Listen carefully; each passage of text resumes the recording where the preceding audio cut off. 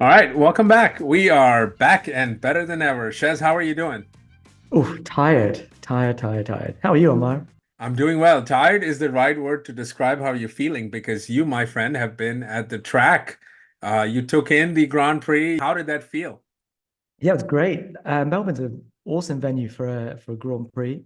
The weather was beautiful, the setting was beautiful, and the race threw up something slightly unexpected. So yeah, it was good. It was good. Had a great day out. Met lots of people, and as always with a Grand Prix, I always manage to find some absolutely random people that I never would have spoken to if I hadn't been to a Grand Prix, and made some friends. It's great. That's wonderful. And if you're now joined our podcast, welcome. We'd love to have you be involved in it and tell us how we're doing.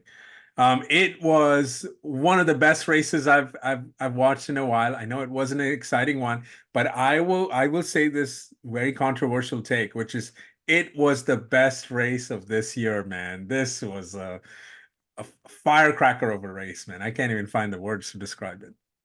But, well, I mean, it only has a 1 in 3 chance of being the best race of this season, Amara. Yeah, So no, it's okay. it's Let's, the I mean, probability was always high. But why was it so great? What well, it happened? was so great, as is evident by my shirt, that we finally got to see glory in 2024. We have now officially turned the page on all the bad juju. It's gone. It's gone, man. This is let me get out front in this, right? Because yeah, some of you guys are going to come back at me, but let me be the first to say this is not going to be the first Ferrari 1-2 of the year, okay? I'm going to food poison Max if that's what it takes, but that's what's going to happen again and again and again. We are back, baby. Um, okay, so are we talking about a 2023 style domination from here on in, Ferrari only? Listen, if I can go in and tweak one thing on that RB20 that Max has every once in a while, let's start a bingo card of what are we gonna mess up on Max's car, right? Because that's what we're gonna have to do now. I'm kidding, but look, listen, it this was the funnest race. I have to admit to you, here in the States, the race started at 9 p.m. on a Saturday night, which was the perfect timing. I don't think I sat down for a single second of the race, of the 2 hours or whatever it was approximately. I had this feeling going into the race, right? Of course, Max had his problems, right? But it did feel like one of those races where we were going to be in it. And God damn it, the way Carlos was driving the whole weekend, I mean, that is such a great story. It really just is. It really is. Yeah, I agree. There was a whole backstory to the weekend that was really lovely actually. With Carlos having come back from his appendix operation the week before, stuck it on pole, and then the pass that he made lap two, outstanding pass, right? Really, really good. You can argue heavily that Max was compromised at that point, but it didn't take away from any of the spectacle, certainly at the race. Um, and just as you say, there seemed to be a sense of jubilation, really, that somebody other than Max was in the lead of the race from then on in. I absolutely agree. I think having a different winner and certainly a Ferrari winner was a huge deal this weekend. And just sitting in the grandstand, um, watching Carlos go past Max on lap two, even though you at that point Max was compromised. We didn't know that at the time. The pass was just outstanding around turn nine. Um, and then just to then see Max retire, I have to say I was a little bit uncomfortable, but man, the reaction in the crowd was unreal. Uh, you really got a sense of how much everyone's been waiting for a different winner when you saw Max pull off to the side of the road and the entire grandstand erupt in cheers. Yeah. I don't think I've seen anything quite like that for a long That time. that was pretty evident on the broadcast as well. Like I could hear at different points a lot of cheering happening. Now, at first, and this was happening so quickly, right? At first, I thought it was just the fact that Max got overtaken that there was a cheer there. Little did I know, and it quickly became evident, right? If I'm a Max fan, and I know many of you that watch this show are, I would just like to say that the fact that people are rejoicing in this is actually a compliment to Max's greatness, right? This takes nothing away from him. The very fact that he has dominated for a good part of the last 2.5 years, and that he's not winning one. I know it probably hurts you guys, but that is one of those things where it's like, wow, someone finally gets a chance to win. And oh, by the way, this guy here is the happiest he has been in a while. So please be happy for me today. Yeah, I get that. Uh, and it was a great race for Ferrari, a 1-2 in the end. But how did you react to the rest of the race? Were you just in a state of ecstasy the I entire race, just lap after lap? I checked my watch and my heart rate was off the charts, and I did not sit for a single moment while the rest of my family were fast asleep. They couldn't care less about anything. But um, That's brilliant. yeah, honestly, I think the Leclerc P2 was a little bit more of a question mark, right? I wasn't quite sure if Ferrari were going to pull it off with the said undercut at that point, right? So I was just saying to myself, please, Ferrari, please, please don't. And honestly, I mean, given how the last few years have been, you kind of kept waiting for something bad to happen, right? I mean, we've been here, and I was like, okay, will this actually be the day when it happens, right? So I think just the fact that they did a really good job. I mean, Ferrari They checked did. all those boxes off, right? They did all the Yeah. right strategy calls. And yes, ultimately it was a fairly close race, but I'm also very happy to see where the Ferrari's at. It just genuinely feels like they can be there and they can put pressure on Max. Something we've talked about here in the past is we've never seen that pressure be put on Max. Granted, that race was not his fault. He didn't have anything to do with the brakes himself, but the fact that Red Bull was put under pressure probably contributed to it in some small way. Yeah, I think this was the reason the whole thing was interesting was because actually, if Max hadn't retired, I think we actually would have had a much more interesting race Yeah. because aside from the fact that we had a different winner, uh, once Carlos hit the front, he didn't lose the lead through pit stops or anything like that. Yeah. He led every lap, didn't he? And the only intrigue, as you say, came from what was going to happen in P2, um, and it became a pit stop race.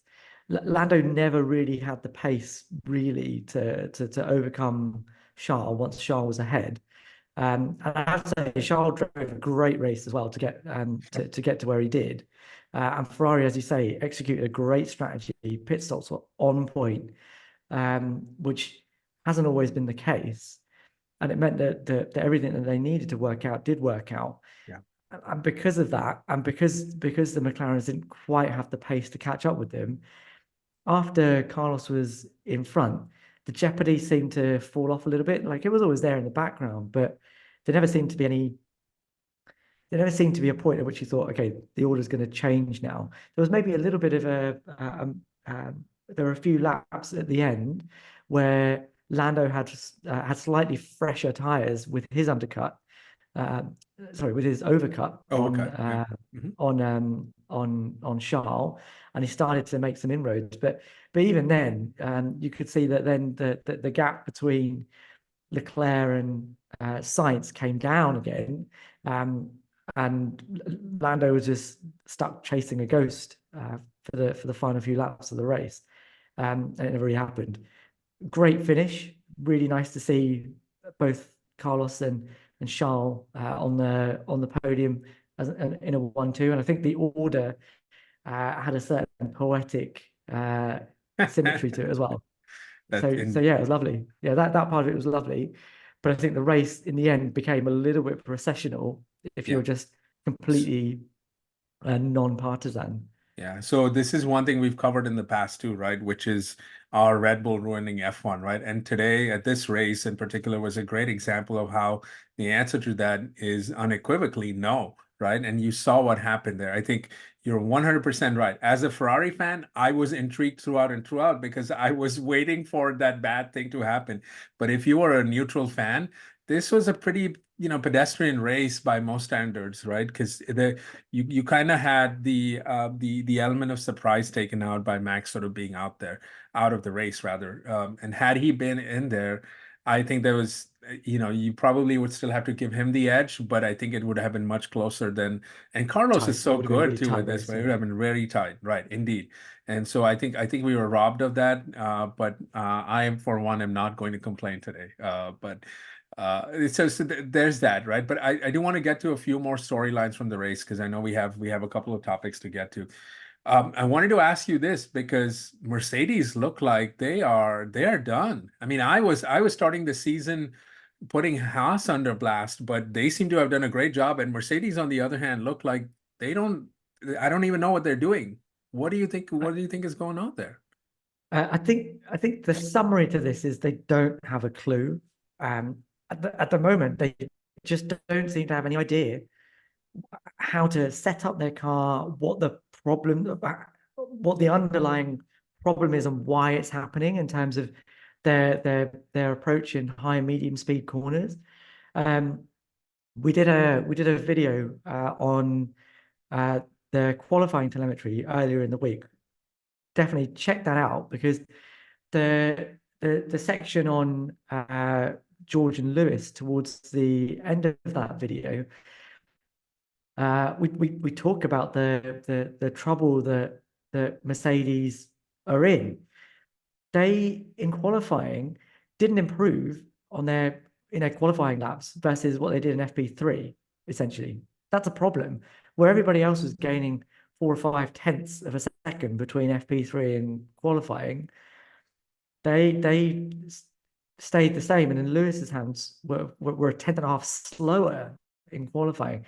That to me suggests that they just don't know what they need to do to get their car set up. They don't know why it's having the problems it's having in the high and medium speed corners, and therefore have no idea how to solve it.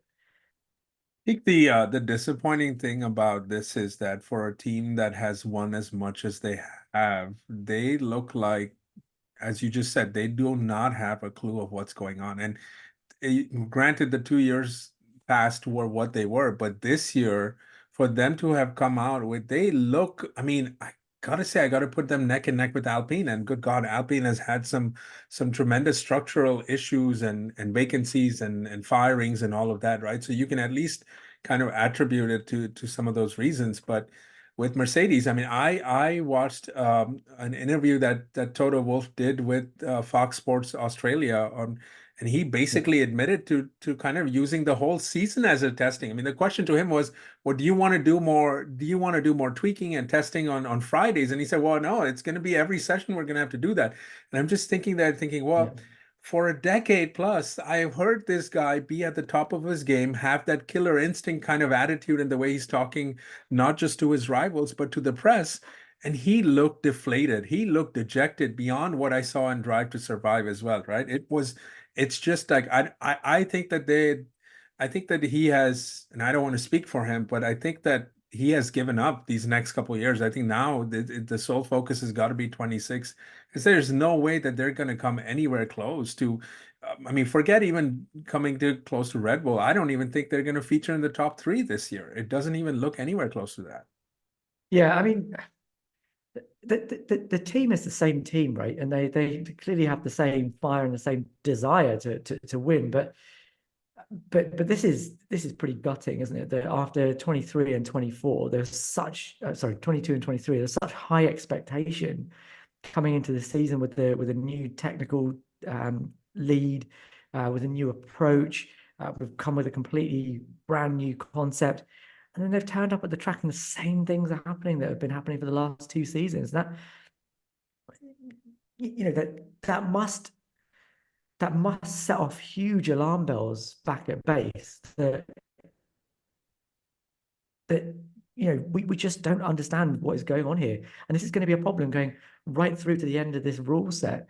And 2026, I don't think it's going to be that much easier because yes, there is a new power unit rule set, but there's no guarantee that Mercedes will absolutely nail that. The team that were there in 2014 that came up with that power unit, it's a different team at Brixworth now, and we're still going to be in in a predominantly ground effect era in terms of the way that the cars generate their downforce. So if you don't get it now, how are they suddenly going to know what they're doing in 2 years' time?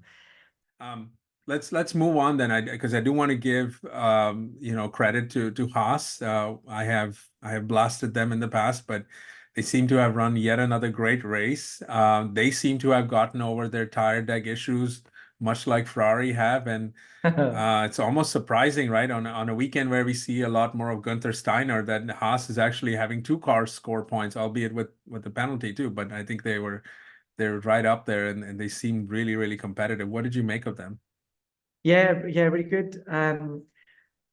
I felt a bit sorry for Alex Albon in the end, given that he was overtaken by both the Haas, given the entire story over the weekend. But no, you're right.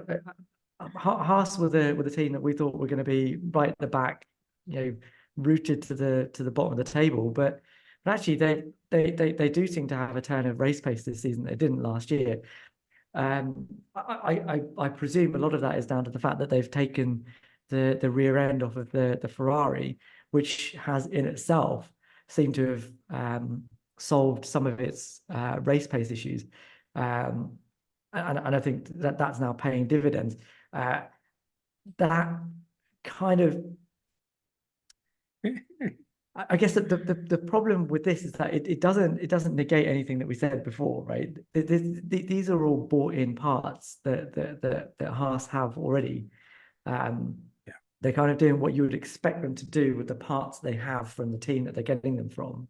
Um, but I still don't think it ultimately changes the trajectory of that team in terms of how far up the grid they can ultimately get. I think this is they're having a decent start to the season. It's not groundbreaking, and it feels like it's probably going to be more of the same. Whereas I still think that Williams ultimately, even after having a shocker of a weekend, um, have the potential to over the long term um, improve to a better level. What do you think?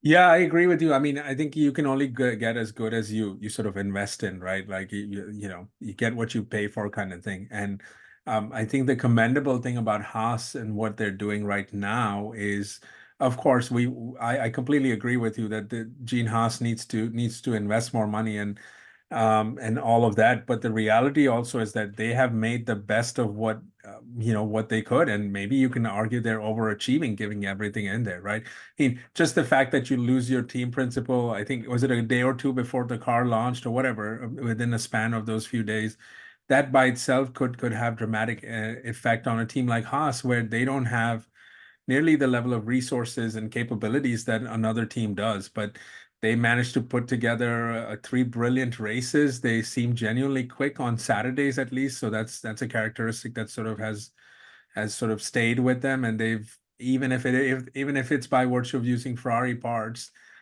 they have figured out a way to do. I mean, what they did in Jeddah was, of course, it was it was a little bit over the line, but look, they made the most out of getting 1 point, right? And here they both Oh, drivers sort of I handled. love I, I love what Magnussen was doing in Yeah, Jeddah. I thought that was yeah. great. Yeah, I do. Since you brought up Williams, we never had a chance to talk about Williams, but good God, I mean that it was shameful, man. The fact that you cannot bring in another chassis with you, is just amazing. I mean, how does this happen in this day and age in modern Formula One? Like that's hard to believe, man. But this isn't even the first time it's happened to Williams, is it? In 2019, they were late to the preseason test by a couple of days because their car wasn't ready. And then when they did turn up, the car was illegal. So they've had a winter, this winter, that seems similar to that. Um, and James Vowles has talked about it in detail. Okay, I mean, we can deal with the glaring issue to start with, right? Which is, what was it right for Logan Sargent to have to give up his seat for Alex Albon to take it, given that Alex crashed in practice and damaged his chassis? How did you take that? Well, I mean, okay, so why do you have Logan Sargent in the team if this is going to be the thing? I mean, this is you effectively. Okay, but all right, then fair enough. Then let him drive the car. I mean, this to me is a bit mind-boggling, right? I'm gonna put aside what Logan and Albon think, right? But if you, as the team principal, James, think that Albon has the best chance of getting you points, but your other driver is nowhere close to that, then why do you have him in the team? I don't understand that. Like, where are you coming up with this? So then why did you re-sign him? You could have re-signed someone else. I don't get it. Like, this to me says a lot. I feel really bad for Logan at the end of the day because this looks like it's going to be a lose-lose for him. He lost his drive, which is going to end up being the symbolic thing about him losing his seat and, oh, by the way, a career in Formula One, right? Because this is pretty much going to be the end of the line. Um, why? Why did you think that that was going to be the case? And once you've sort of said that, now you kind of told us what you really think about Logan Sargent. That was my takeaway from the whole thing. Yeah, I mean, I agree. There's no confidence in that driver, right? And this is something that they're now going to have to live with for the rest of this season. And all of the stuff that Val said at the end of last season, oh, we looked at all of the data and there was enough there at the end. I'm a data-driven guy to say that Logan had done enough to warrant his seat. Nonsense. It's utter nonsense, isn't it? Like they kept him because he's an American driver. They're trying to cash in on the American interest in Formula One at the moment. And there's a bit of money coming in through sponsorship deals. So they kept him. But this undoes all of that. It undoes all of the reasoning that Val's gave. And they're now going to have to, for the rest of the season, they're going to have a driver that knows that the team doesn't really want him there because they don't trust him to bring home the bacon. The one thing that we haven't touched upon yet was what happened at the near end of the race, which I think this was kind of like a deja vu from Singapore, where I think someone put up a side by side of the two videos where Crofty is going through. Yeah, you're hearing cheers, and then all of us cut to there's George Russell. In this Yeah, I case, saw it that. it was Hilarious. I don't know. I watching the race, I felt discombobulated in that moment, and I think that was probably true of the FIA as well. They didn't quite know exactly what to do. Seemed like a pretty obvious red flag situation, but they seem to have Yeah. gone with a virtual safety car, which I guess I'm not all that upset about because I think at that point the race leaders had kind of finished the race already. I think, or right there thereabouts, right? So I think it was pretty much a given, but that was a bit of an odd last few seconds of the race, really. Yeah, yeah. There's a few things to get into there, isn't there? Should we deal with the red flag first? Yeah, Because there's some fairly haunting is a good word. Video of Stroll coming back. George's on board and the radio. So he hits the wall, ends up in the middle of the track. He's on his side. Um, I mean, you can imagine how scary that must be in the middle of a live racetrack at the exit of a fast, essentially blind corner. Um, and he's screaming, red flag now, red flag, and begging for the red flag to be put out, and it wasn't put out. Um, and on the face of it, given how trigger happy the FIA generally are about putting out a red flag, it was maybe surprising to see that they didn't put one out, and it was just done on a VSC. But I guess my takeaway in hindsight, once we finished the whole the whole weekend, is that would the red flag actually have changed the situation that much, right? What does the VSC do? It slows all the cars down so that they have to reach a delta.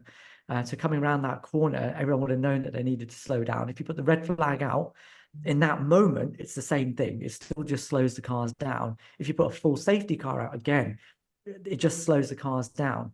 So red flagging the race and restarting it again wouldn't have been any different in terms of the immediate impact on what George needed compared to what they did. So I don't think that the red Yeah. flag was necessarily the be all and end all. And actually, I think what they wanted to avoid was a repeat of last season, where they red flagged the race and then decided to have a 2-lap sprint at the end, and it caused chaos at the end.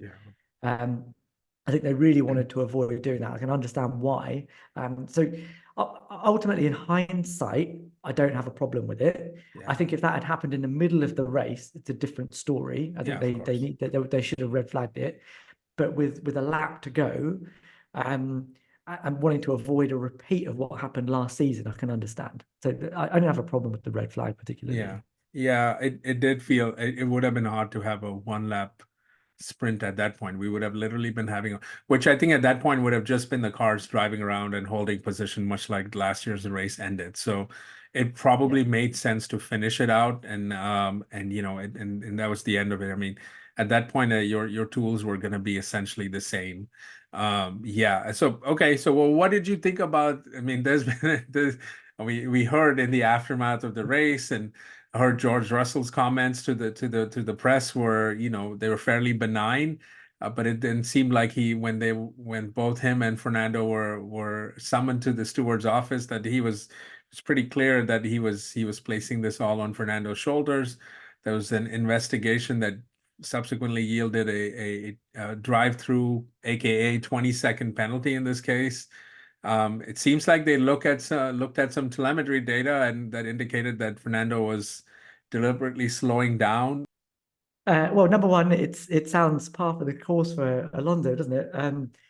I'll come back to that in a second. But uh, we got a lot of information because for once, the FIA released a really, really big summary of their decision making. I mean, when we talk about transparency, guys, this is what we're talking about. This was a really, really good way of telling us your thought process. And I think there's no coincidence that Johnny Herbert was one of the stewards this season, this race, because this has his fingerprints all over it. And I just want to read a couple of excerpts from the report that we got. And essentially, Fernando said that look, he slowed down for that corner to get a better exit. And you can assume that he did that to try and disrupt George's DRS chase of him down the next straight. But the interesting segment here is that telemetry shows that Alonso lifted slightly more than 100 because this was really interesting. So what we've got here is a trace of the final 3 laps. These are all Alonso's laps, lap 55, 56, and 57. And there are usual telemetry traces. So you've got the speed trace at the top, you've got the delta underneath, and you've got the throttle and brake underneath that. I'm going to explain this as quickly and simply as I can, right? So there's 3 lines on here. The orange line is Alonso's lap 55. The white line is Alonso's lap 56. And the green line, the one we're interested in, is the final lap 57 for Fernando. And on this telemetry slide, the marker is placed, the vertical white line is placed on the following straight. So, okay, so I've marked on here with a yellow circle, turn 6. That's the corner at which everything unfolded. And there's a vertical white line on the following straight, just to show you where that is. And you can see that, first of all, on the speed trace, Alonso has got a markedly high speed before he brakes for the corner on lap 55 and lap 56. But on lap 57, there's a marked drop off in speed, but it's not linear. So it's not that it just drops as a straight line. There's a step in there, and there's quite a marked step. And I hope that I can show you in the throttle and brake trace why that happens. So if you look at the throttle trace underneath, you can see that the green line has a big dip before the orange and white lines, right? So he's coming off the throttle much earlier than he has done in the previous 2 laps. But the interesting thing here is what happens immediately after he comes off the brakes, after he comes off the throttle and hits the brakes. He then reapplies the throttle again to reach the speed roughly that he was at on every other lap before braking again for that corner. So he comes off the throttle, hits the brakes, and then is so far out from the corner that he has to accelerate again to get to the corner, to brake again to actually make the corner. I mean, if that to me sounds extremely dodgy. And it sounds like that's what the FIA and Johnny Herbert seem to think as well. Although Fernando has a different take, because he tweeted afterwards that what did he say? He said, at no point do we want anything wrong at these speeds, right? But I believe that without gravel on that corner or any other corner in the world, we will never be investigating it in F1, right? So he's saying that if there hadn't been an accident, this wouldn't have happened. There wouldn't have been an investigation. But actually, the stewards have already covered that off by saying, look, we investigated this based on what happened, not the consequence. Right. So they said, we fully accept that there wasn't any contact between the cars, but we were investigating this not based on the consequences. We were basing it on the fact that this was very unusual. And he says, this is Fernando again, in F1 with over 20 years of experience with epic duels. This is grandiosity, as always, from Fernando. Like Imola, 05, 06, and Brazil, and 2023, changing racing lines, sacrificing entry speed to have good exits from corners is part of the art of motorsport. So he's saying, look, I was just doing what any racing driver would do, and I've done it before because this is what I do, right? I was just being clever. You gotta love all of it. But you can interpret being clever as actually, I mean, you can interpret being clever as basically just being a little bit dodgy. Well, I think and he got a 20-second penalty for it. We talked about this in the K-Mag situation, right? Going back to Jeddah, right? But I think that had there been an accident there, that could have been something that potentially got investigated as well, right? I think that I see what the stewards have said, but let's be honest, if there's no accident, then there's probably nothing that comes out of it, right? If George doesn't go into the gravel trap and then into the wall, and then just the optics of it also make it so. I mean, maybe if George goes offline, comes back in, and he's fine and he still complete the race, it's okay. But I mean, look, man, we're at that point in life in Formula One where you just got to admire Alonso. Like, this could potentially be his last year. So I just appreciate all of him and him doing all of this in publicly defending his position, which is, it's just amazing. Your greatest takeaways from the whole thing? Probably the biggest takeaway was the fact that the Carlos drove an absolutely incredible weekend. A 1-2 for Ferrari is always a good thing. Everyone, as you say, is a Ferrari fan at heart. But there's a little bit of me that is still annoyed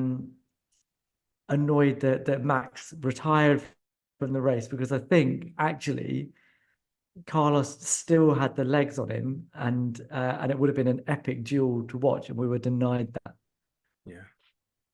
Yeah, I agree with you. I would have loved to see that. My biggest takeaway from this race is that I am back in. I believe I am in there, man. I walked into the season having little to no belief that we could make it happen, and it would have taken us until Singapore to have a decent fighting shot, if you asked me at the beginning of the year. But even with some luck, we made it happen, and it genuinely felt like Ferrari was ready to take it all the way there. I do have to wonder if there's going to be a little bit of buyer's remorse, and we'll cover that at a later time. But I think Ferrari might have created a headache for themselves by going through what the off season was. I can't wait to break down with you, but for today, I'm really happy, and this is not our first and last one of the season. You mark that. It's coming, man. We're coming for it now. Thank you all for watching. Please don't forget to hit the subscribe if you have not. Like, give us a comment. Let us know what else you'd like for us to break down, or if you even have a question for us to answer, we'd love to do that as well. So thanks for watching.